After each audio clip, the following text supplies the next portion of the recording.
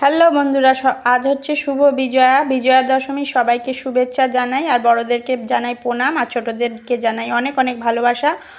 আর এখন বিজয়া দশমী উপলক্ষে বাড়িতে চিকেন, মাটন আর মাছ 3 রকমেরই আইটেম হবে। আর এই কদিন নিরামিষ খেয়েছি, পুজোতে আমাদের নিরামিষ খাওয়া হয়, আর ওই জন্য এখন ঝপঝপ করে রান্না করে নেব। আর বিজয়া দশমীতে মনে করেছিলাম যে পুজোটা আগে দেব, কিন্তু মিষ্টি আনতে দিয়েছি, মিষ্টিটা এখনও এসে পৌঁছায়নি। ওই জন্য মনে করছি রান্নাটা করে নিই, রান্নাটা ততক্ষণই হয়ে যাবে। আর তারপরে রান্নাবান্না শেষে স্নান করে পুজো দেব। দেখো, চিকেন মাটন সবই বসিয়ে ফেলেছি, এখন চিকেনটা কষাবো। মাটনটা হয়ে গেছে, আর এইটাই হয়ে গেলে আমার রান্নাবান্না কমপ্লিট হয়ে যাবে। চিকেনটা, মাছটা রান্না হয়ে গেছে আগে। তোমরা কোথায় কোথায় ঠাকুর দেখলে বন্ধুরা কমেন্টে জানিও। আমিও কোথায় কোথায় ঠাকুর দেখেছি পরের মিনি ব্লগে দেখাবো। আর এই যে দেখো, আমার চিকেনটা কমপ্লিট। আর এখন মিষ্টি এসে গেছে, 2 রকমের সন্দেশ আর রসগোল্লা এসে নিয়ে আসা হয়েছে বিজয়া দশমীর জন্য।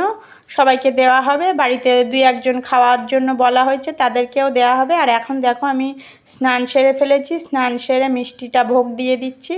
ভগবানকে 2 রকমের সন্দেশ নিয়ে এসেছিল, সেটাই দিচ্ছি। দেওয়ার পরে ভগবানকে পুজোটা দিয়ে সবাইকে খেতে দেব। রান্না হয়ে গেছে, কিন্তু এখনও খেতে দেওয়া হয়নি, কাউকেই খেতে দিইনি, কেননা স্নান সেরে আগে ঠাকুরকে ভোগ দেব, তারপরে সবাইকে খেতে দেব। তাহলে বন্ধুরা, ভিডিওটি যদি ভালো লেগে থাকে লাইক, কমেন্ট, শেয়ার করবেন, সাবস্ক্রাইব করবেন। টাটা বন্ধুরা। দেখো, আমার সব পুজো ভোগ দেওয়া হয়ে গেছে, এই যে সুন্দর করে সাজিয়েছি ভগবানকে ভোগ দেওয়ার জন্য। টাটা বন্ধুরা।